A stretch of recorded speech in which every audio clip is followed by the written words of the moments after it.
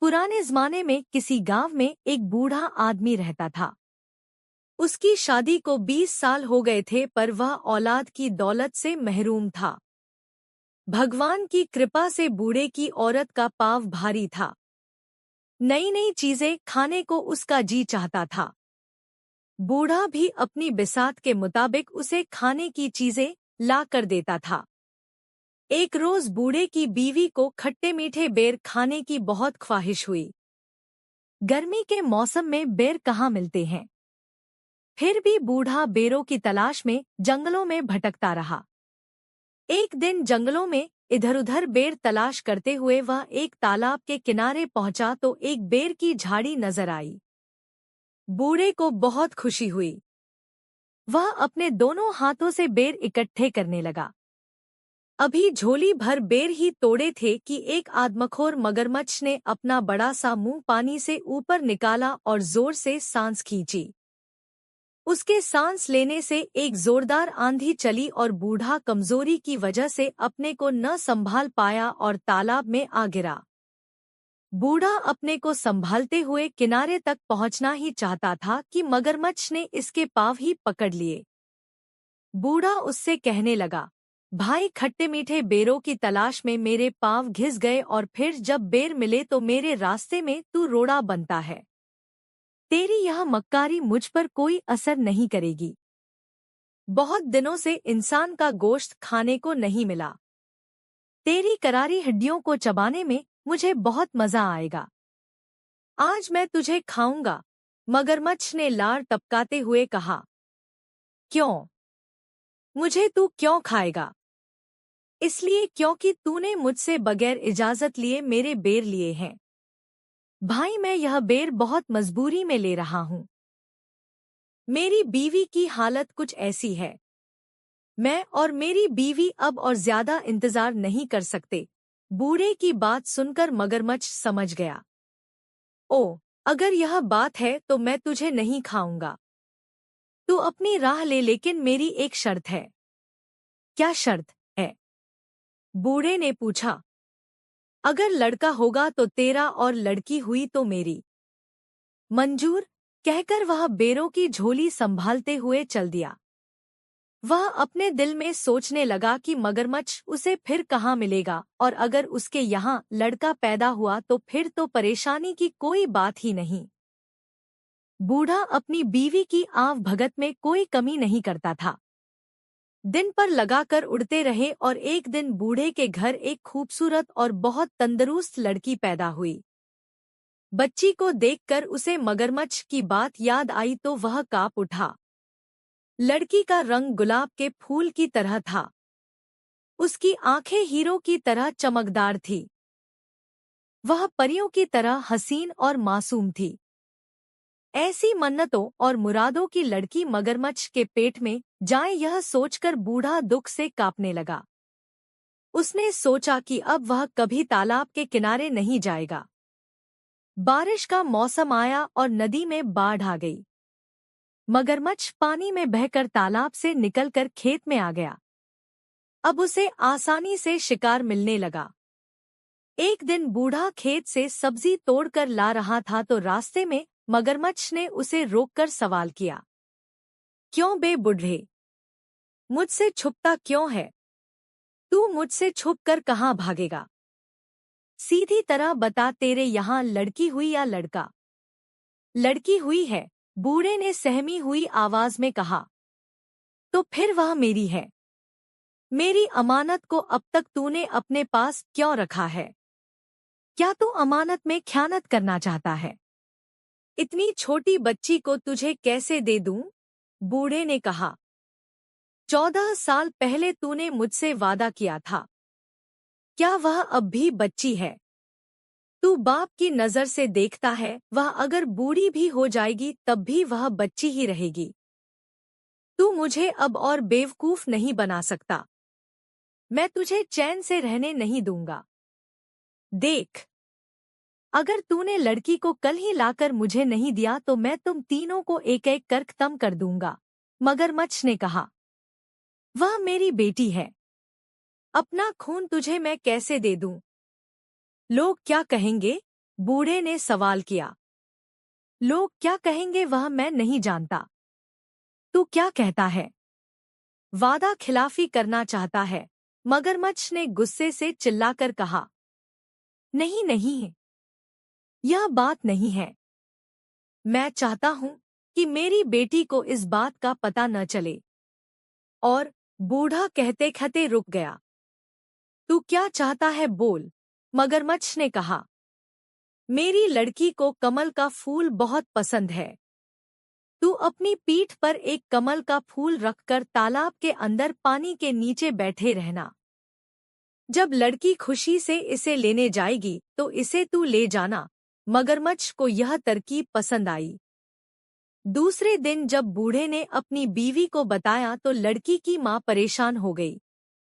वह अपने आप को कोस रही थी कि क्यों उसने बेर खाने की ख्वाहिश की।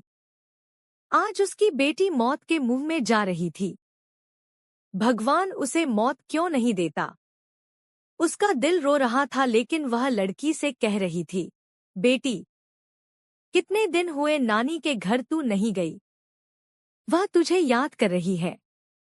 तू आज अपने बाप के साथ नानी के घर जाएगी। 2 दिन रहकर वापस आ जाना।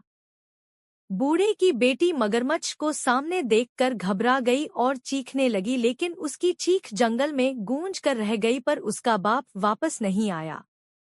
मगरमच्छ उसको अपने बड़े बड़े पंजों में पकड़कर तालाब के दूसरे किनारे एक गुफा के अंदर ले गया और वहां लड़की को छोड़कर वापस आ गया। ननिहाल जाने की बात सुनकर बेटी को खुशी हुई। उसके लिए मामू का घर जन्नत से कुछ कम नहीं था। वहां की हर चीज उसे पसंद थी। वहां का चांद खूबसूरत था। वहां के फूल खूबसूरत और फल रसीले थे। नानी के घर जाने की खबर सुनकर वह खुशी से नए कपड़े पहनकर तैयार हो गई थी। बूढ़ा उसे लेकर जंगल और नाले पार करता हुआ उस तालाब के किनारे पहुंचा और बेटी को तालाब के किनारे बैठाकर बोला, बेटी तू यहाँ बैठी रह, मैं अभी आया। बूढ़ा चला गया लेकिन वापस नहीं आया। उधर बेटी को एक बेहद खूबसूरत कमल का फूल नजर आया।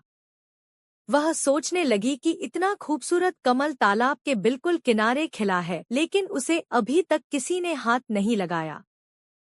हो सकता है किसी की नजर उस पर न पड़ी हो। बूढ़े की बेटी धीरे से पानी के अंदर गई। कमल के फूल की तरफ हाथ बढ़ाते ही कमल थोड़ा आगे खिसक गया। लड़की डरकर अपने बाप को पुकारने लगी, घुटने पानी हुआ है बाबा। कमल खिसकता जाता है। वह फिर आगे बढ़ने लगी। कमल फिर से खिसक गया। लड़की चीखकर अपने बाप को पुकारने लगी, छाती पानी हुआ है बाबा। कमल खिसकता जाता है। बाप वहां होता तो जवाब देता। उसे डर लग रहा था। वह सोच रही थी कि वापस चली जाए। उसी वक्त बड़ी बड़ी लाल आंखों वाला मगरमच्छ मुंह खोले पानी की सतह पर दिखाई दिया। बूढ़े की बेटी मगरमच्छ को सामने देखकर घबरा गई और चीखने लगी, लेकिन उसकी चीख जंगल में गूंज कर रह गई। पर उसका बाप वापस नहीं आया। मगरमच्छ उसको अपने बड़े बड़े पंजों में पकड़कर तालाब के दूसरे किनारे एक गुफा के अंदर ले गया और वहां लड़की को छोड़कर वापस आ गया। लड़की की मासूमियत और खूबसूरती को देखकर उसे खाने का इरादा इस वक्त उसने छोड़ दिया। राहगीर जो तालाब में नहाने या पानी पीने आते थे, उन्हें वह पेट भरकर खाता और उस आदमी के पास खाने का जो सामान होता उसे लाकर इस लड़की को देता। लड़की इस गुफा में पड़ी रहती, पर मगरमच्छ के डर से वह कुछ बोलती नहीं थी। इस तरह दिन गुजरते गए। चारों तरफ इस तालाब का मगरमच्छ आदमखोर के नाम से मशहूर हो गया था। डर के मारे कोई राहगीर इस तालाब की तरफ नहीं आता था। मगरमच्छ भूख से बेकरार होने लगा। उसने तालाब की बड़ी बड़ी मछलियों को खाकर खत्म कर दिया। अब वह भूख के मारे मरने लगा। जंगल की गायत्री भेड़ भी वह भूख की शिद्दत में खा गया। अब उसके डर से वहां कोई जानवर भी पानी पीने नहीं आता था। जब उसे जोर की भूख सताने लगी तो वह बूढ़े की बेटी के करीब आकर उसे अपनी लाल और ललचाई आंखों से घूरने लगा।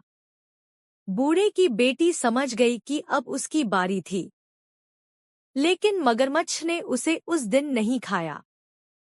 सोचने लगा कि अब उसके दांतों में धार नहीं थी, उन्हें लुहार से तेज कराने के बाद उस लड़की को खाएगा। यह सोचकर वह लुहार के पास चला गया। इधर बूढ़े की बेटी अपनी जान बचाने की तरकीब सोचने लगी। गुफा में जितने सोने चांदी के जेवरात मगरमच्छ ने लाकर रखे थे, उसने सबको इकट्ठा किया और एक टोकरी में रखकर सूखे पत्ते और छोटी छोटी लकड़ियों से उसे ढक लिया और अपने जिस्म पर कीचड़ लेपकर अपनी सूरत एक अंधी बुढ़िया जैसी बना ली और टोकरी कमर पर लादकर लाठी टेकते टेकते जाने लगी। जैसे ही गुफा से बाहर निकली उसी वक्त मगरमच्छ आ गया और दहाड़कर पूछने लगा, तू कौन है? बूढ़े की बेटी डर से कांपने लगी, लेकिन बाद में खुद को संभालते हुए कहने लगी, मैं अंधी बूढ़ी हूँ, हड्डियों की लड़ी हूँ। मेरे बदन में क्या है जो तू खाएगा? तू अपनी गुफा को जा, वहां तेरे लिए एक तंदुरुस्त लड़की मौजूद है, उसकी हड्डियां चबाने में तुझे मजा आएगा। मगरमच्छ उसे पहचान न सका। उसके मुंह में इंसानी गोश्त के मजे को सोचकर पानी आ गया और वह तेजी से गुफा के अंदर चला गया। बूढ़े की बेटी उससे छुटका मिलते ही घबरा कर दौड़ने लगी और घने जंगल में गुम हो गई। वह सोच रही थी कि जिस माँ बाप ने उसे धोखा देकर मगरमच्छ के हवाले कर दिया, वह उनके पास नहीं जाएगी। वह यही कुछ सोचते हुए घने जंगल में चली जा रही थी कि उसे शेर की गरज सुनाई दी। उसका दिल जोर जोर से धड़कने लगा। वह खौफ के मारे इधर उधर छुपने की जगह ढूंढने लगी। इतनी देर में एक हाथी के बराबर ऊंचा और बड़ा शेर उसके सामने आ गया। डर के मारे वह सामने एक बड़े बरगद के दरख्त के तने से चिपट गई और रो रो कर मजबूरन दरख्त से दरख्वास्त करने लगी, ए दरख्त तू फट जा, मैं तुझमें समा जाऊं और तू बंद हो जा। यह सुनते ही दरख्त सचमुच फट गया और वह उसके अंदर चली गई और दरख्त बंद हो गया। एक दिन एक राजकुमार शिकार करने के लिए उसी जंगल में आया। वह दातुन के लिए एक शाख काटने लगा कि उसके कानों में ये आवाज आई, राजकुमार धीरे काट कहीं, मेरी आँख फूट न जाए, मेरी नाक काट न जाए, मेरा हाथ टूट न जाए। यह सुरीली आवाज सुनकर राजकुमार को हैरत हुई और वह दातुन लिए बगैर राजमहल वापस चला आया। वह रात भर उसी जादुई दरख्त के बारे में सोचता रहा। राजमहल में राजकुमार की शादी की तैयारियां हो रही थी। ज्योतिषी और पुरोहित राजकुमार को समझा रहे थे, लेकिन राजकुमार की बस एक ही जिद थी कि वह उसी दरख्त से शादी करेगा। अगर उसकी शादी उस दरख्त से नहीं हुई तो वह अपनी जान दे देगा। राजकुमार राजा की इकलौती औलाद था।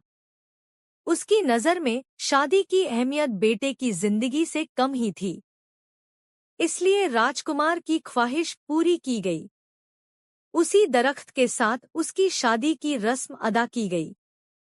राजकुमार ने उस दरख्त को वहां से उखाड़कर अपने महल के पास बाग में लगवा लिया। बूढ़े की बेटी रात गए दरख्त से निकलती और महल के अंदर जाकर सब काम पूरे करती और सुबह होते ही वापस दरख्त के अंदर चली जाती। एक रोज राजकुमार ने छुपकर बूढ़े की बेटी के ये सब काम देखे। दूसरे दिन जब बूढ़े की बेटी दरख्त से निकलकर महल के अंदर गई तो राजकुमार ने उस दरख्त को आग लगाकर भस्म कर दिया। बूढ़े की बेटी दौड़ती हुई आई और बोली, आह, तुमने यह क्या किया? इस पर राजकुमार ने कहा, इतना बड़ा महल है, तुम इसमें रह सकती हो, इस खूबसूरत बाग में घूम सकती हो, बेवजह इस दरख्त के अंधेरे में क्यों सड़ती रहती हो? और फिर मैं तुमसे बेइंतहा मोहब्बत करता हूँ, मैंने तुम्हें अपनी रानी बना लिया है, मैं तुम्हारे बिना जी न सकूंगा। लड़की तो सिर्फ मोहब्बत की भूखी थी। लड़की को लगा कि जैसे सारे जहां की खुशी उसे मिल गई हो। उस दिन के बाद दोनों राजमहल में हंसी खुशी रहने लगे।